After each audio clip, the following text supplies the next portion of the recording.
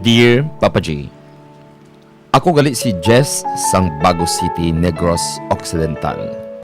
Nagidad ako subong sang 27 anyos. Ang istorya ko nga ini nanungod sa nobya ko. Ambot kun matuod gid man ang suspetso ko sa nobya ko. Kun bala, ginatunto matuod niya ako o kun wala. Abi nyo? Happy gid ko kaya sa subong. Wala magubang aton pagabyanay. Malipayon man kamo guys. Of course. Sino hindi malipayon man? Until now, strong gyapon ang friendship Correct. nato nga tatlo, di ba? Correct.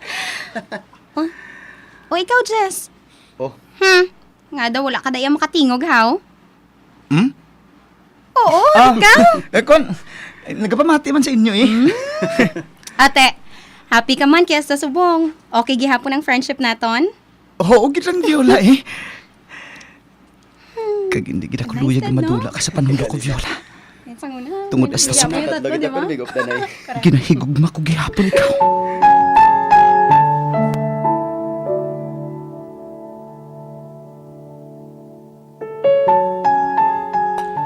Halin college kami, wala gid ako mag-attempt mga luyag kay Viola, Papa J. Tungod wala pa ako sang ipabugal kay Pigado gid kami. Pero subong may stable na ako nga obra as marketing officer sang isa man kasikat nga supplier sang produkto international. Kag nangisog na ako mga luyag sa iya.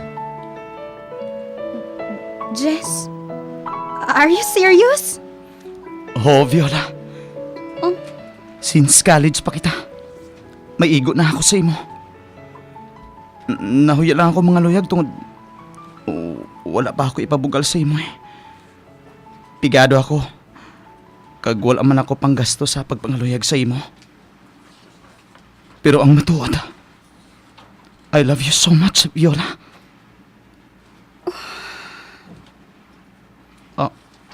Nga, Viola. Ang matuod, Jess. Wala ko gid ginatagan sa mali siyang pag-updanay ta. Kaya abi ko kun astagid lang kita sa friendship. Pero sa ginhambal mo, doon naglain ang nabatsagan ko sa imo. Viola.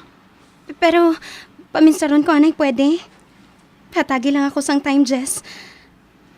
Ang matuod. Hindi ka budlay ngay gugmaon. Viola. Hindi ka magkabala ka.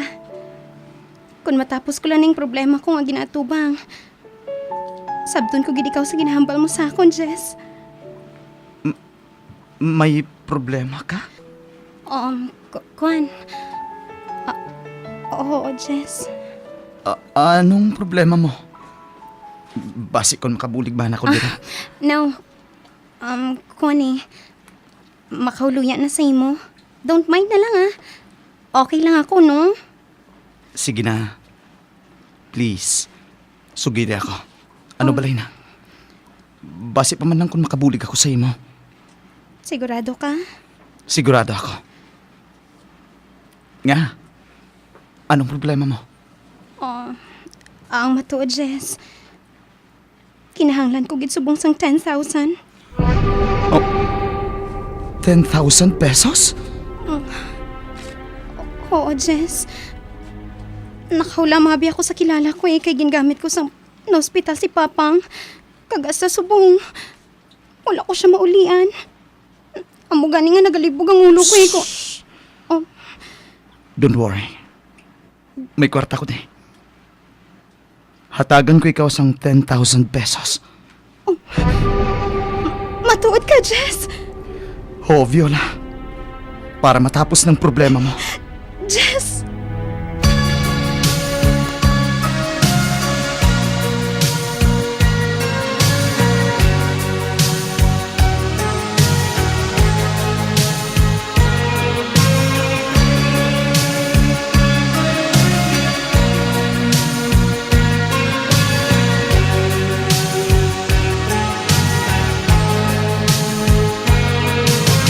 Open your heart to all of those years.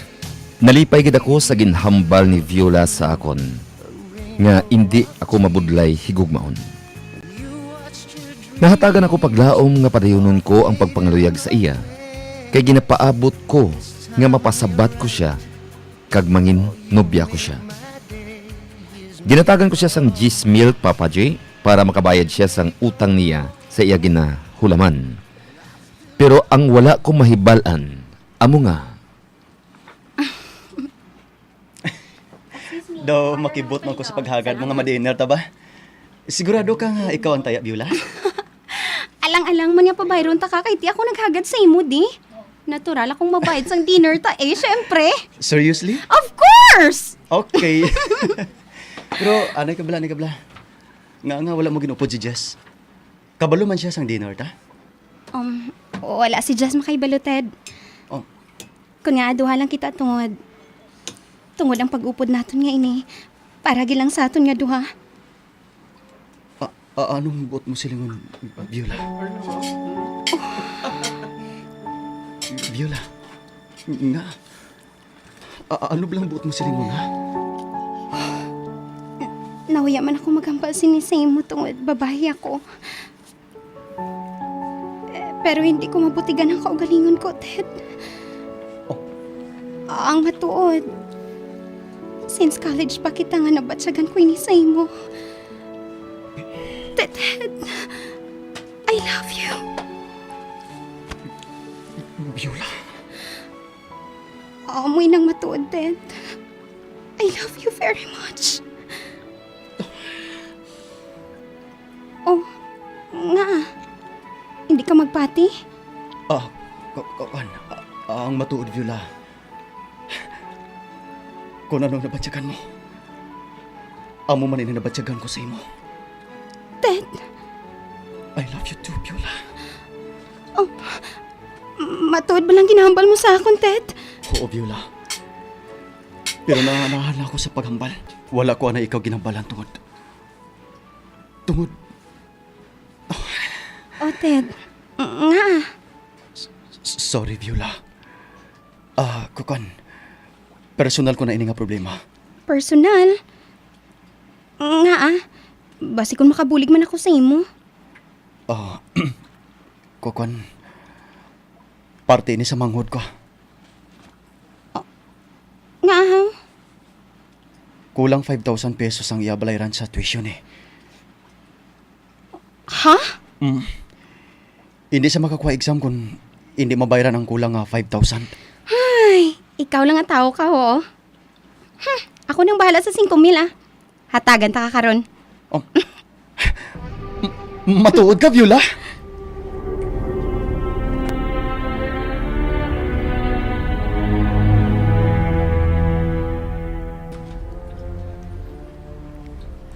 Wala gid ako maguna-huna nga ang matuod gali nga naluyagan ni Viola, Papa G.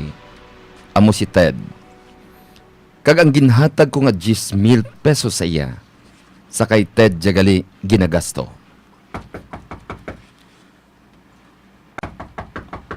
Ara na!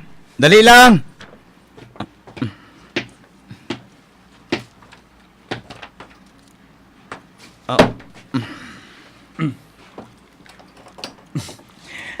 Basta, bro.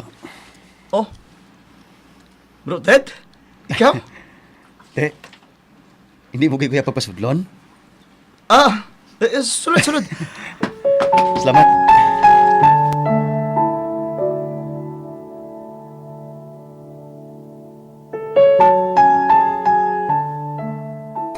Wala ako maguna-huna nga mamasyal sa akon sang gab-ing ato si Ted, kag may dala siya nga ilimnon. Malahalon nga ilimnon ang iyagin bakal, nga halin sa bulsa ni Viola. Naglingin man ang ulo ko sang gindala mo di nga ilim nun ba? Natural kay hard drink niya. Ako gani, naigo man ko eh. Pero, labay man na akon, bro. Nga? Ano na?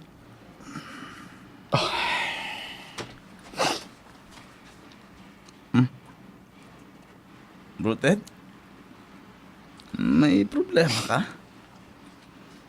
Bro, Jess. Naghibi ka? Naghakos ka sa akon, bro? Kung nagiging mapunggan, bro, ya. Anay ka ba na? Anong buot mong silingon? Ano ba ang problema mo, ha? Nga naghakos ka gid sa Bro, akon. Jess. Bugat gid. Bro, Jess. I love you. Tek?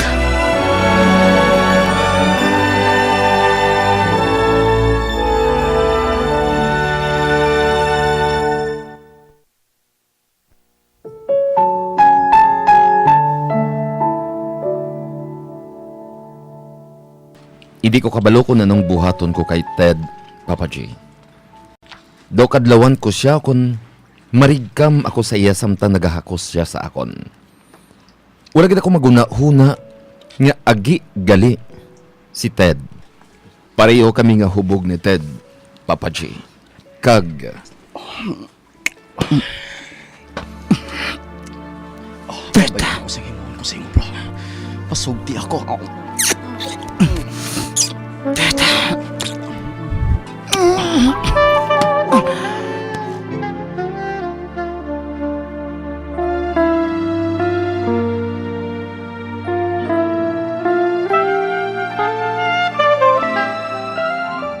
pamatsyag ko, Papa J, may lain akong nabatsyagan sa mga halok ni Ted sa akon. Ilabi na gid sang mauba na niya ang akong t-shirt. Kag ginhalukan ang akong tugan. Hasta nga amat-amat siya nga nagapanaog sang iya mga halok sa akon. Samtang ang iya isa kakamot, nagabukas ang zipper sa akong dilargo.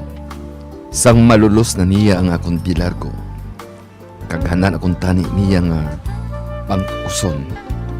Didto na, kag namarasmasan ako, kag natiklod ko siya. Jess, gintiklod mo ko, bro. Hindi na pagpadayon ng ginhimo mo, bro, Ted. Um, Kay basi malipat ako nga mag-abyan kita. Bro, Jess.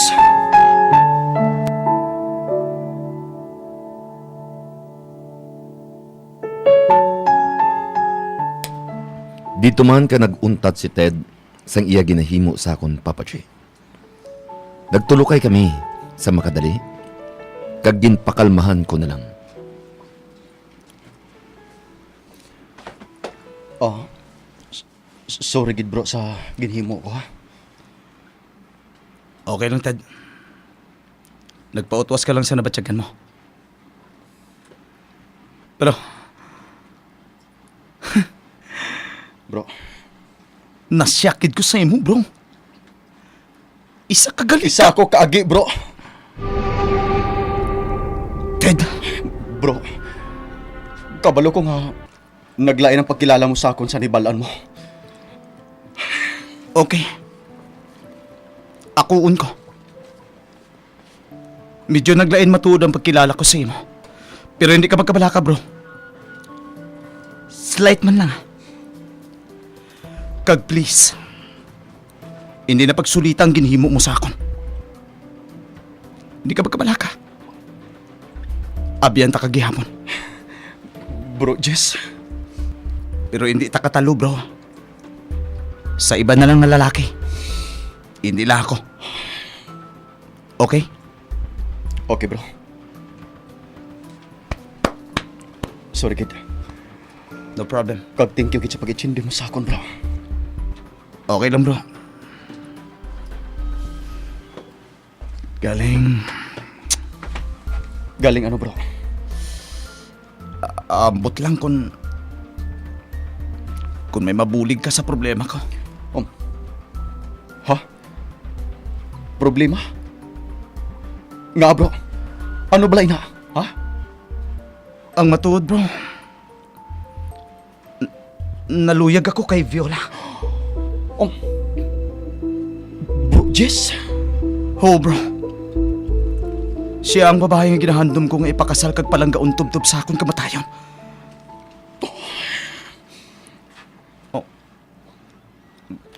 Nga, Bro, Ted. masakitan ka lang kung isugid ko ini sa imo. Pero konsensyahon siguro ako kung hindi ko rin paghihambal sa imo, bro. Anong but mo silingon? Bro, kilati sa sang maayo si Viola kay pamatyag ko. Basi kung magproblema ka, kung magpadayon ka pa sa iya. Anay ka. Ano nang ginapanghambal mo, Ted, man? Ang matuod, bro, hindi siya sa imo naluyag, kundi sa akon. Ted!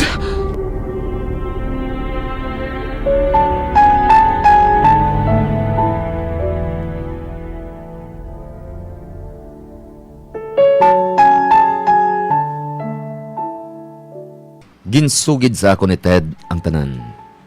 Naginhagad siya ni Viola nga mag-dinner, kag didto siya ginprangka ni Viola nga naluyag sa iya. Dugang paniya sa ako ni ginapangwartahan lang kuno ako ni Viola. Inatungod, ang kwarta nga ginahatag ko sa kay Viola, ginagasto yaman sa kay Ted. Kag sa kay Ted, ginagasto yaman sa akon. Inasubong ang problema ko, Papa J. Do hindi man ko magpati sa ginsugid sa akon ni Ted, kay base kon ginaguba ya lang si Viola sa akon. Anong buhaton ko? Patihan ko bala si Ted, kag hindi na magpadayon pangaluyag kay Viola? Ano ang buhaton ko? Laygay man ako. Ang matinahoron, Jess ang Bagos City, Negros Occidental.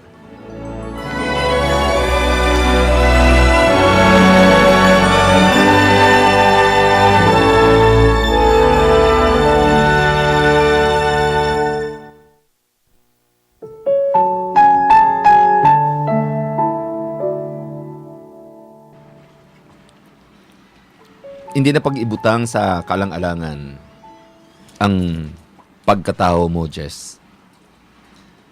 Sa imo nga ginasugid do mapati ako sa amigo mo nga si Ted. Tungod, bisan sa panugiro niya, primero pala nga daan, ginpahulan mo siya kwarta.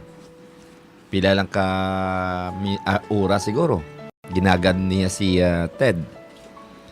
Tinangala niya ang kwarta, pakanoon niya ang abyan mo nga si Ted. Siguro, ang masiling ko lang, parang kahanay ka mga tatlo, agod mahibal ang gid ang kamatuoran.